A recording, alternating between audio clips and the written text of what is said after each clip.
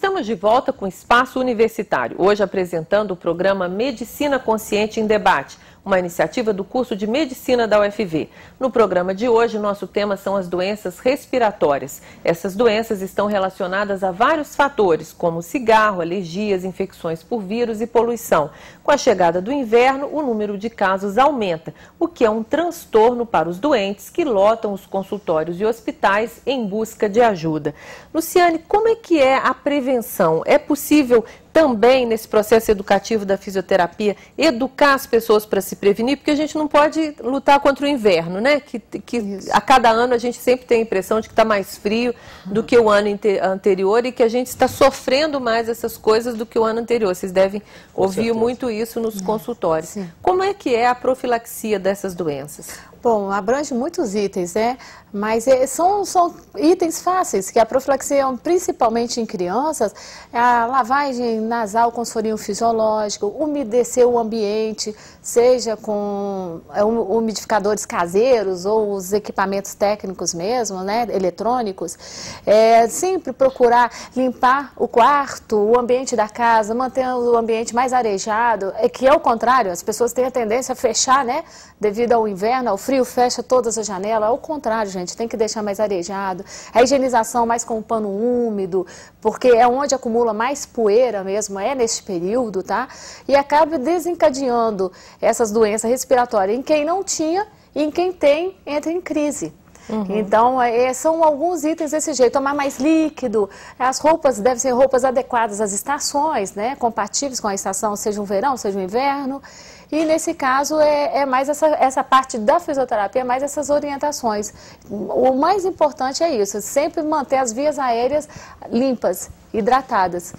Como é que é isso? Sim, não vou te pedir uma demonstração, mas o que é limpar o nariz? Você pinga o soro fisiológico e... Isso. Na verdade, a limpeza nos adultos, a gente tem a maneira correta. Pode ir ao banheiro, assoar o nariz, essas questões. E a hidratação, que é a umidificação das vias nasais, é com soro fisiológico nas narinas.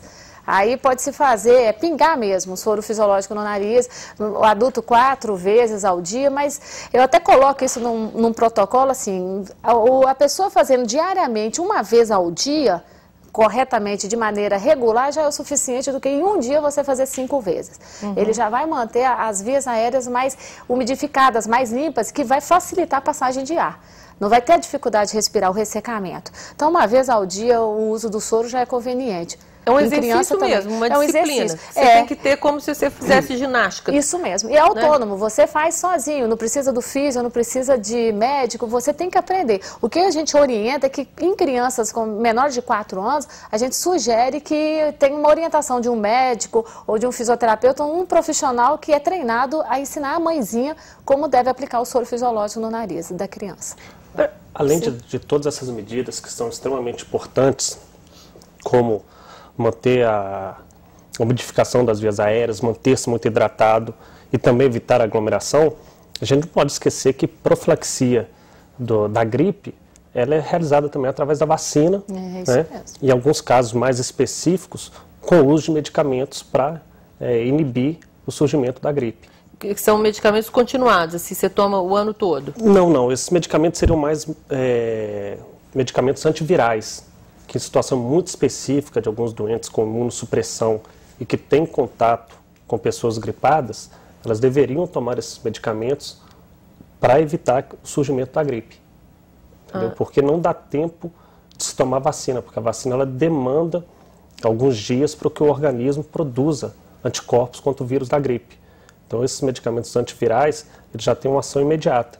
Então às vezes em situações muito isoladas e aí com indicação médica, eles devem ser prescritos para alguns pacientes. Para a prevenção, aquela pessoa que todo ano, quando muda o clima, entra em crise ou tem outras situações? Não, na verdade a situação com a maior indicação para isso aí seriam pessoas com doenças que levam a imunodepressão.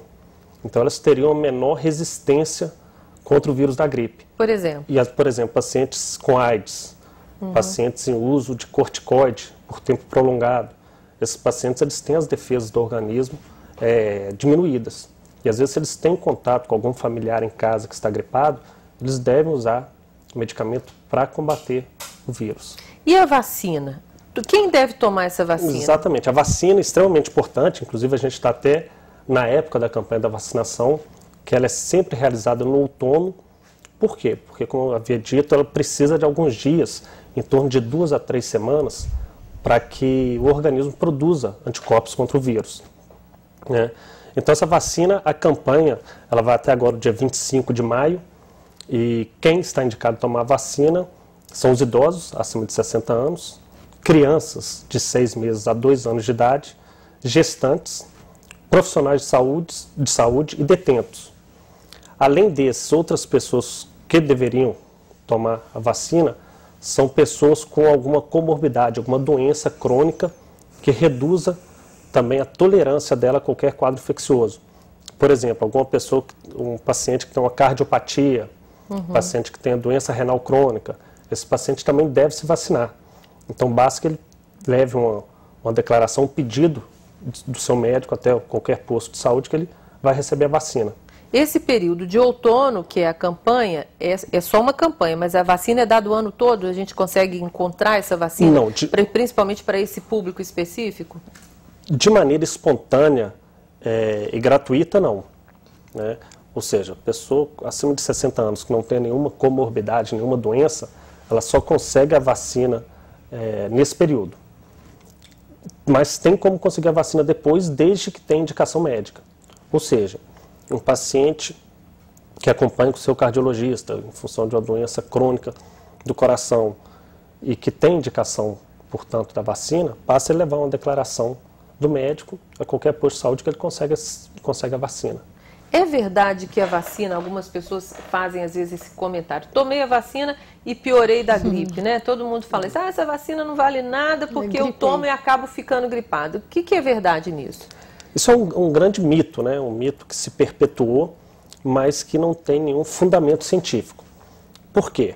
A vacina ela é feita ou através do vírus morto e atualmente ela é feita através de partículas do vírus, ou seja, são pedaços do vírus que são usados para produzir a vacina. Ou seja, não tem a menor possibilidade de causar gripe. Mas o que acontece é o seguinte, a gente está numa época em que os resfriados comuns que são causados por outros tipos de vírus passa a ser bastante comum. Então, às vezes, a pessoa ela adquire um resfriado comum e chama aquilo de gripe e associa a vacina. E também é importante a gente lembrar que a vacina da gripe, ela não abrange todos os vírus que causam a gripe, né? Normalmente ela é feita usando-se pedaços de vírus, dos vírus mais comuns que ocorreram no inverno anterior. Por exemplo, esse ano, essa vacina ela abrange 3 vírus. Um é o vírus da gripe suína, né, o H1N1, e outros 2 tipos de influenza. Então as vacinas são diferentes a cada ano? São diferentes a cada ano. Daí a importância de todo ano a pessoa se vacinar, né? E elas é uma informação muito importante, né? Tem gente que acha que tomou uma vez, pronto, está suficiente. E a gente tem que lembrar também que o vírus está em constante processo de mutação. Mutação é quando o vírus ele sofre alguma mudança, alguma transformação na sua estrutura e dessa maneira ele escapa do sistema de defesa do organismo. Por isso todo ano tem que tomar, porque todo ano estão surgindo novos vírus. Quem não está nessa faixa etária, mas tem gripa, se resfria com muita facilidade, pode procurar o posto de saúde ou o médico para tomar essa vacina? O resultado é o mesmo, diferente desse público que normalmente a vacinação atinge? Por que existe esse público-alvo, como eu disse, idosos acima de 60 anos, crianças, gestantes? Porque esse grupo, sabe-se que esse grupo, quando adquire a gripe, tem uma chance maior de ter alguma complicação mais séria. Por exemplo, pneumonia, insuficiência respiratória. Então, por isso, esse grupo é o que consegue receber a vacina de forma gratuita. Mas outras pessoas também, se quiserem, podem se vacinar. Mas aí teria que ser no sistema privado, né? O sistema público não fornece, a não ser para aquele, como já havia dito, que o médico assistente orienta a tomar a vacina. Justamente porque é vírus e ele está sempre em mutação, tem pessoas que realmente têm uma propensão, assim, eu fico gripada todo ano quando muda o clima, isso vai ser assim a vida toda? Às vezes uma criança que já tem asma, bronquite desde pequena, ela tem tendência a ser um adulto que se resfria com facilidade, que gripa com facilidade, Priscila? O que acontece, assim, as crianças pequenas, principalmente as crianças até 2 anos, o sistema imunológico dessas crianças ainda está em formação. Então, elas adquirem doenças infecciosas, de maneira geral, com muito mais facilidade do que crianças maiores em idade escolar e os adultos, né? Então, a tendência é ir reduzindo o número de infecções, porque o sistema imunológico vai se desenvolvendo e se preparando para combater, né, os agentes agressores. Agora, as pessoas que têm atopia ou alergia, que a gente fala, essas crianças serão, durante tempo indeterminados, alguns até a vida adulta, mais suscetíveis, porque eles já têm no sistema imunológico uma alteração que é a alergia, né? Que é uma alteração do sistema imunológico. Então, essas pessoas são mais suscetíveis a ter manifestações de vias aéreas com períodos de mudança. Às vezes não é por uma infecção, ela foi para um ambiente mais frio. Então, só o resfriamento do ar já é motivo dela ter um sintoma respiratório. Foi para um lugar onde tem mofo, ou ficou próximo a uma pessoa fumante, né? Então, outras agressões que não infecciosas podem trazer para uma pessoa com fundo alérgico manifestações ao longo da vida, até a vida adulta, sim. O diagnóstico de alergia é simples, assim, quando chega uma criança no seu consultório e fala assim, meu filho tem alergia. Tá, mas tem alergia a quê? Porque todo mundo respira quando, né, lida com tapete, com carpete, quando a gente tira a roupa de frio do guarda-roupa. É fácil diagnosticar e tratar quando você faz o diagnóstico correto? Porque a gente não tem como evitar o contato de criança, por exemplo, com mofo. Escola, não tem, né? Então, o diagnóstico de alergia é tanto mais fácil quanto mais velha a criança está, né? Então, principalmente a asma, que é uma forma de alergia, é muito difícil da gente fazer um diagnóstico com muita clareza, muita certeza nas crianças pequenininhas, abaixo de 3 anos, por exemplo. Mas a gente consegue fazer um somatório de perguntas à mãe, que se ela responde sim para a maioria das perguntas, aquela criança tem muita chance de ter asma ou rinite, né? Os testes que se faz precisam ser feitos na criança acima de 2 anos, alguns só nas crianças acima de 6 anos. Então, assim, é um diagnóstico em que a gente não tem muitos exames laboratoriais, é mais pela clínica, né? Então, às vezes a resposta vem da mãe.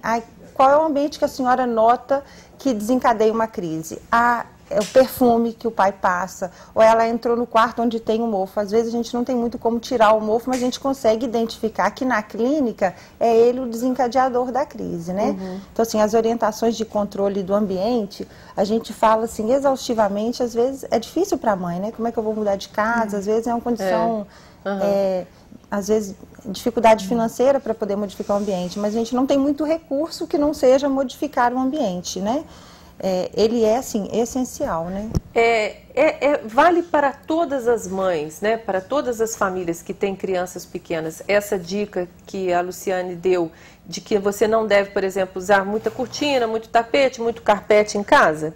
Isso realmente é um desencadeador de modo geral ou só para quem tem alergia? Bom, para quem tem alergia, é essencial o convívio menor possível com esses lugares que acumulam poeira e ácaro, né? Que ácaro é esse bichinho invisível, mas é muito danoso para quem é alérgico, né? As crianças que não têm nenhum fundo alérgico, passa a ter um valor bem menor, porque, né, se eu estou num ambiente que tem ácaro e ele realmente não é agressivo para mim, ele não passa, né? Então, assim, para as crianças alérgicas isso é fundamental. Para as outras, eu acho que acaba sendo um transtorno dentro de casa grande, a mãe tem que tirar tudo, né? Dá muito trabalho tirar tudo. Então, a gente não recomenda que de rotina tire tudo, tapete, cortina, brinquedo, porque é difícil para a mãe e para a criança, né? Quando ela não tem alergia, a gente... Isso vale para adultos também, Fernando? Como é que é a prevenção para adultos, para esses problemas respiratórios? Bem, a prevenção passa muito por essas dicas que a Priscila deu, mas é sim importante para aqueles que já têm doenças crônicas da via respiratória, eliminar, se possível, tapete e cortina para não acumular mofo e poeira. Para quem já tem esses problemas. Para quem já tem esses problemas. O diagnóstico de alergia também é comum, assim, se você tiver um diagnóstico correto, tem medicação para tratar? Tem medicação que trata de maneira muito adequada e controla muito bem os sintomas. E no adulto é mais fácil do que na criança fazer o diagnóstico dessas doenças, sim.